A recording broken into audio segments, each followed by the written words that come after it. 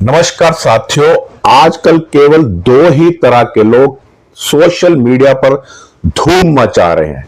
एक तो वह व्यक्ति जिनको कथित तौर पर लॉरेंस बिश्नोई गैंग से धमकियां मिल रही हैं, या फिर वह लोग जो केवल फेम पाने के लिए यानी सोशल मीडिया पर फेमस होने के लिए लॉरेंस बिश्नोई को देख लेने की धमकियां देते हैं।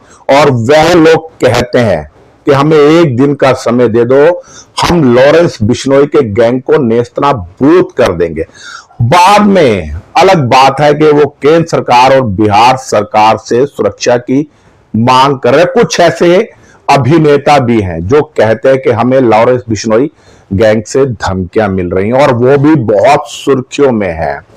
मैं बात कर रहा था लॉरेंस बिश्नोई, लेकिन उससे ज्यादा आजकल एक खबर तमाम सोशल मीडिया पे छाई हुई। क्या लॉरेंस बिश्नोई मुंबई के बांद्रा पश्चिम से विधानसभा का चुनाव लड़ने जा रहे हैं या नहीं जा रहे हैं? मैं पूरी वीडियो आपको दिखाऊंगा।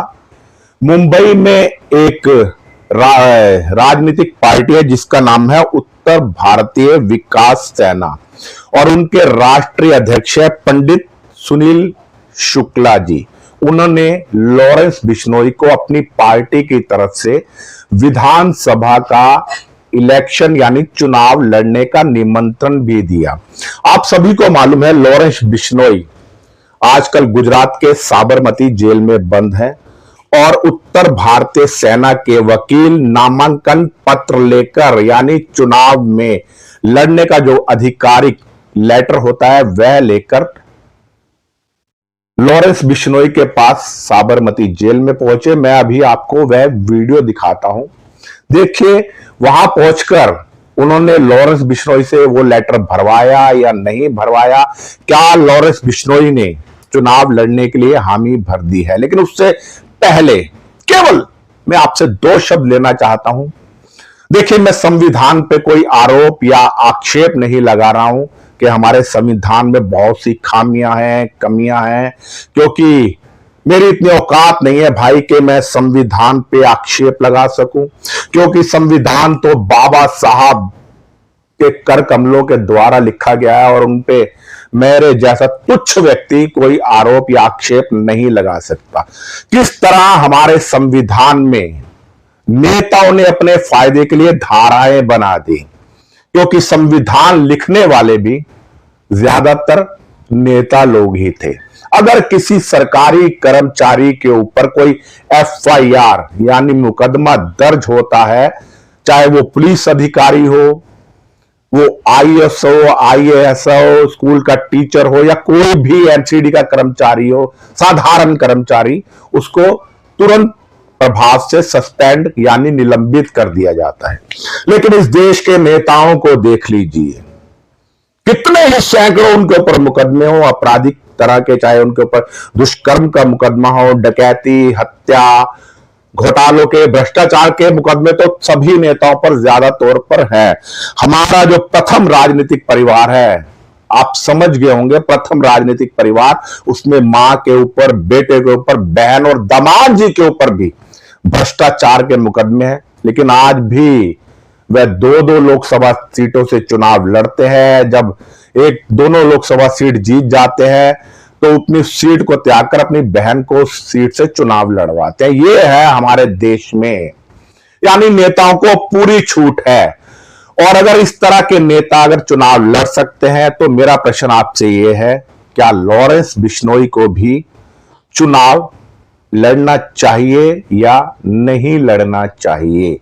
आपके विचार मुझे अवश्य बताएं, और इस वीडियो के कमेंट बॉक्स में अगर आप बताना चाहें, क्या क्षमा चाहूंगा, क्या लॉरेंस बिश्नोई को चुनाव लड़ना चाहिए या नहीं लड़ना चाहिए? बहुत से ऐसे नेता हैं जिन पर चारा खाने के घोटाले हैं, नौकरी के बदले, जमीन के बदले नौकरी देने के भी आरोप है, और बहुत से ऐसे लोग हैं जिन्हों के ऊपर पता नहीं कितने कितने गंभीर आरोप है,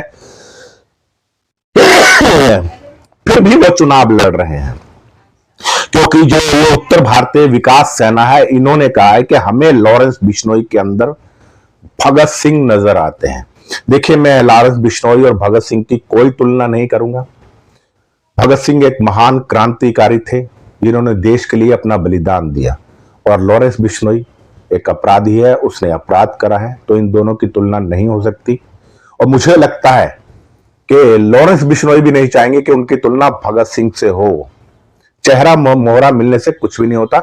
अब मैं आपको वह वीडियो दिखाता हूं किस तरह उत्तर भारतीय विकास सेना के वकील साहब गुजरात की साबरमती जेल में पहुंचे, वह शपथ पत्र लेकर जिसके द्वारा चुनाव लड़ा जा सकता है, यानी नामांकन पत्र लेकर लॉरेंस बिश्नोई के पास जेल में पहुंचे, और वहां जाकर उन्होंने क्या कहा, ध्यान से इस वीडियो को देखिए आप।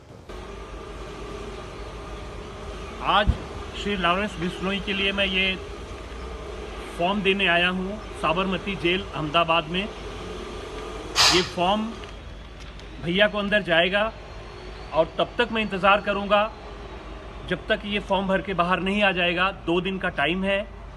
उत्तर भारतीय विकास सेना की तरफ से बांद्रा पश्चिम से साबरमती जेल में मैं लॉरेंस बिश्नोई के लिए ये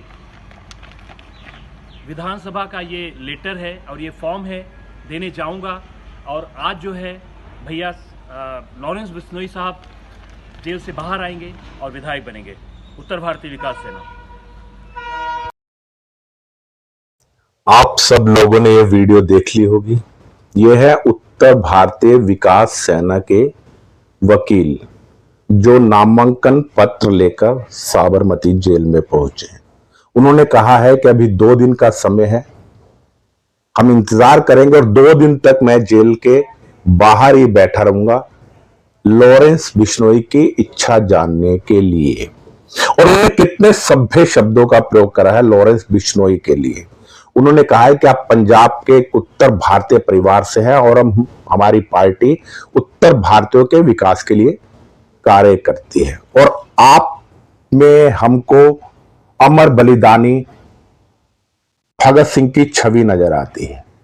तो किस तरह उन्होंने दाव खेला है चुनाव के लिए मनाने के लिए लॉरेंस बिश्नोई को। लेकिन लॉरेंस बिश्नोई मुझे लगता है बहुत ज्यादा समझदार है, वह इस राजनीतिक दलदल में कभी नहीं उतरेंगे, क्योंकि जिस तरह से उनको प्रसिद्धि मिल रही है, चाहे किसी भी कार्य से मिल रही हो, एक्सटॉर्शन देने की वजह से, धमकियां देने की वजह से, या कुछ नामी ग्रामी जिन जैसे उनके ऊपर आरोप लगा रहे कि उन्होंने हत्या करवाई है, अभी ये सिद्ध नहीं हुआ, अदालत में मामले विचाराधीन है, इसलिए मैं लॉरेंस बिश्नोई को दोषी या अपराधी नहीं करूंगा। हो सकता है कि अपराधी ना भी हों, क्योंकि अक्सर देखने में आया है कि हमारे देश की अदालतें संविधान के अनुसार जब एक लोअर अदालत किसी को दोषी साबित करती है तो हाई कोर्ट उसको बरी कर देता है। अगर हाई कोर्ट किसी को दोषी साबित करती है तो सुप्रीम कोर्ट ऐसे अपराधी को बाइज्जत बरी कह देता है। या तो लोअर कोर्ट के जज और हाई कोर्ट के जज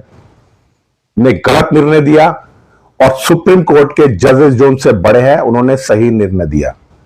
इसका मतलब वो कम पढ़े लिखे हैं लोअर कोर्ट और हाई कोर्ट के जज, सुप्रीम कोर्ट के जो माननीय न्यायाधीश हैं वो ज्यादा विद्वान है। कई मामलों में जब राज्य सरकार किसी चीज पर प्रतिबंध लगाती है तो माननीय सुप्रीम कोर्ट के जज उस प्रतिबंध को यह कहकर हटा देते हैं कि यह संविधान के अनुसार नहीं है।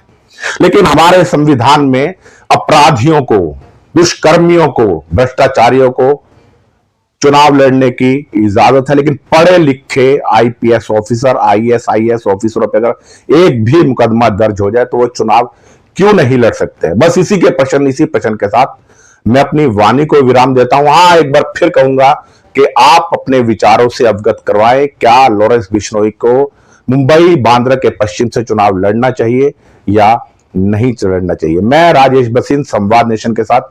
जय हिंद, जय भारत, वंदे मातरम।